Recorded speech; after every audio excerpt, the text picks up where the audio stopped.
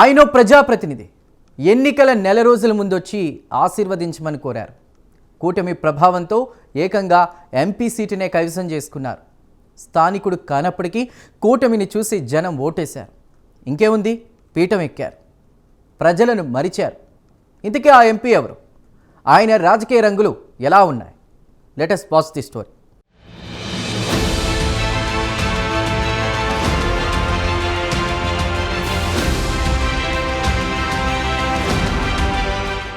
అనంతపురం లోక్సభ సభ్యుడిగా కొనసాగుతోన్న అంబికా లక్ష్మీనారాయణ స్వస్థలం హిందూపురం. బాలయ్య అండదండలు బోయ సామాజిక వర్గానికి చెందినవాడు కావడంతో ఎంతో మందిని పక్కన పెట్టారు. చివరి క్షణంలో అనంతపురం లోక్సభ టీడీపీ సీటు అంబికాకు వరించింది. కూటమిలో భాగంగా 3 పార్టీలు కంకణం కట్టుకుని పనిచేయడంతో గెలుపు సునాయాసమైంది. అనంతపురం లోక్సభ పరిధిలోకి 7 అసెంబ్లీ నియోజకవర్గాలొస్తాయి. అనంతపురం అర్బన్, సింగనమల, తాడిపత్రి, కళ్యాణదుర్గం, రాయదుర్గం, గుంతకల్లు, ఉరవకొండ నియోజకవర్గాలు అనంతపురం పార్లమెంటు పరిధిలోకే వస్తాయి. కూటమి ప్రభుత్వం వచ్చినప్పటి నుంచి ఆయన అనంతపురం అర్బన్, సింగనమల నియోజకవర్గాలకు పరిమితమయ్యారు. చుట్టపుచూపుగా గుంతకల్లు నియోజకవర్గాన్ని సందర్శిస్తున్నారని ప్రజలంటున్నారు.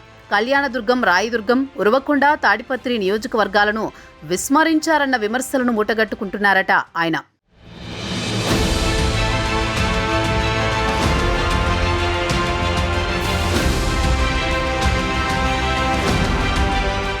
ఈ నెల 9న ఉరవకొండ నియోజకవర్గంలో ముఖ్యమంత్రి చంద్రబాబు పర్యటించనున్నారు. దీంతో ఆర్థిక మంత్రి పయ్యావుల కేశవ్, జిల్లా అధికారులు చేస్తోన్న హంగామా అంతా ఇంతా కాదు. పయ్యావుల కేశవ్ సొంత నియోజకవర్గం కావడంతో ప్రతి పనిని కేశవ్ దగ్గరుండి పర్యవేక్షిస్తూ అధికారులను పరుగులు పెట్టిస్తున్నారు. ఈ నియోజకవర్గం అంబికా లక్ష్మీనారాయణ పార్లమెంటు పరిధిలోకి వస్తున్నప్పటికీ ఆయన ముఖం చాటేశారన్న విమర్శలు వెల్లువెత్తుతున్నాయి. గతంలో అనంతపురం ఎంపీగా పనిచేసిన కాల్వ శ్రీనివాసులు, దివాకర్ రెడ్డి, తలారి రంగయ్యలు వారి మార్కును నిరూపించుకున్నారు.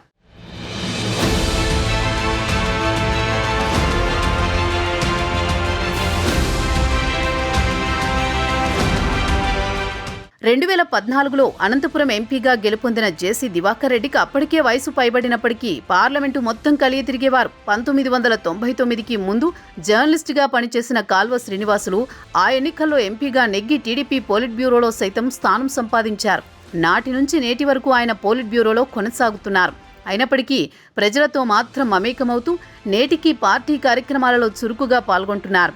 గ్రూప్ 1 అధికారిగా పనిచేస్తున్న తలారి రంగయ్య సైతం పార్లమెంటు పరిధిలోని ఎమ్మెల్యేలతో సఖ్యతగా ఉంటూ తన మార్కును నిరూపించుకున్నారు. తరిమెల పాఠశాలకు వచ్చే విద్యార్థులు పెన్నా నదిలో వస్తున్నారని తెలిసి వంతెన నిర్మించి విద్యార్థులు, తల్లిదండ్రులు కొన్ని తరాల పాటు తలుచుకునే విధంగా చేశారు.